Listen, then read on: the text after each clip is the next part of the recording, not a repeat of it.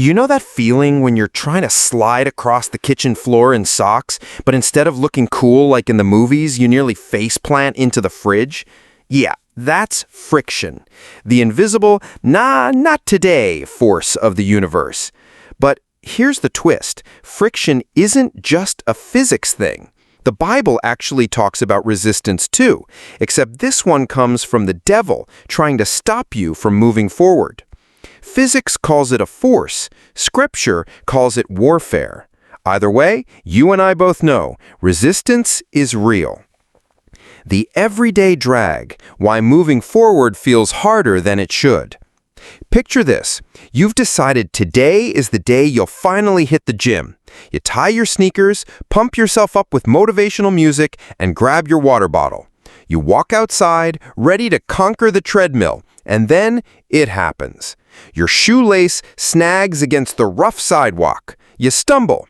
You recover, but you're annoyed. You mutter to yourself, "Why is the ground literally against me today?" Congratulations, you've just met friction.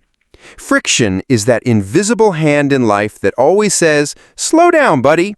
It's the reason your car stops when you hit the brakes, the reason your pencil writes on paper, and the reason you don't slip every time you walk on a shiny floor. It's also the reason sliding across the kitchen in socks only works in TikTok videos filmed on perfectly waxed floors, not in your house with crumbs, dust, and yesterday's spilled juice.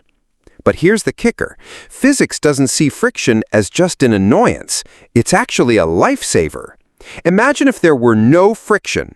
Cars wouldn't stop. Shoes wouldn't grip the floor. You wouldn't be able to hold a cup or even sit comfortably on a chair. Without friction, you wouldn't even be able to stand. Your feet would just slide like ice cubes on glass. In other words, friction is both your best friend and your worst nightmare. Now, let's strip the humor for a second and get serious. What exactly is friction? Physics defines friction as the force that opposes the relative motion between two surfaces in contact. In simple terms, whenever two objects rub against each other, friction shows up and says, "Not so fast." There are a few types of friction you need to know. 1. Static friction. This is the friction that keeps an object from even starting to move, like when you're trying to push your fridge by yourself and it feels like it's glued to the floor. That's static friction. Kinetic or sliding friction. Once the object starts moving, this kicks in. It's what you feel when you drag a heavy box across the floor and it doesn't want to slide smoothly. Rolling friction, much weaker than sliding friction.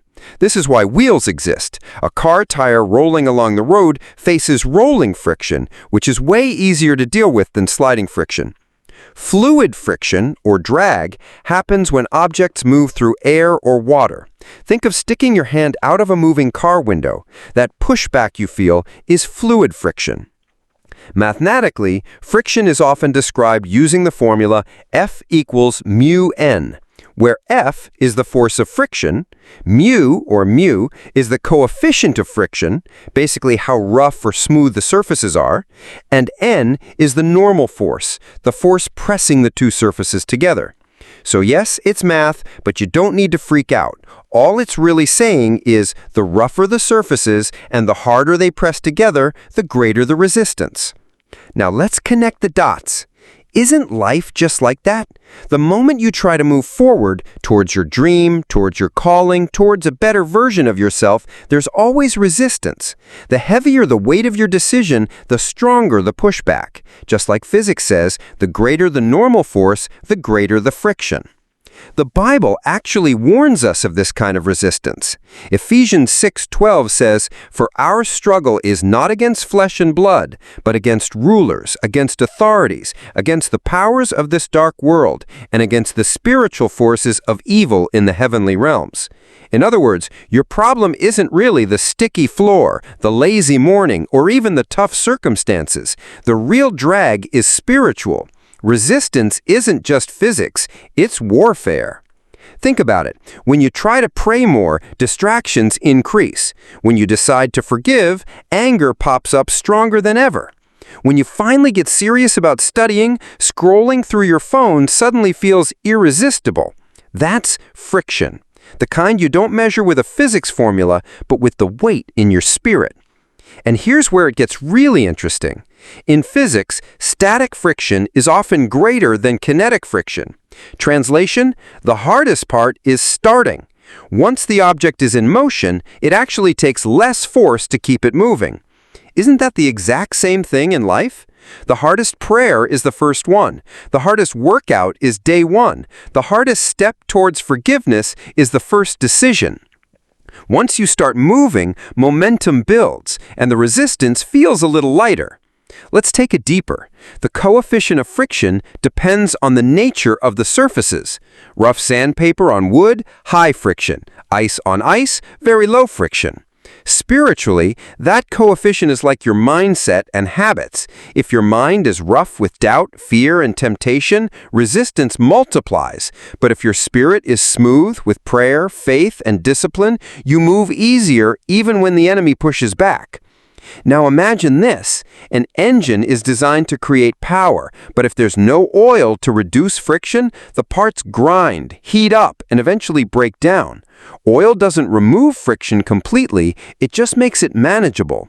The Bible calls the Holy Spirit the anointing oil. Coincidence? I don't think so.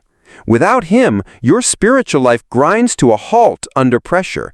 With Him, you still face resistance, but you glide with grace. But don't get me wrong, friction is not the enemy, it's the test. Without friction, you wouldn't move forward at all. Think about walking. When you push your foot backward against the ground, it's friction that propels you forward. Without resistance, you just slip in place. In other words, the very thing that feels like it's holding you back may be the same thing that's pushing you toward destiny. Physics says you need friction to walk. Scripture says you need resistance to grow. James 1:3 puts it this way, because you know that the testing of your faith produces perseverance. So the next time life feels heavy, the next time your progress feels slow, remember you're not failing. You're pushing against friction. You're moving against resistance. And the fact that you feel it proves you're not standing still. But here's the haunting question we'll leave hanging. If friction is necessary to move and resistance is necessary to grow, what happens when the resistance becomes so strong it stops you completely?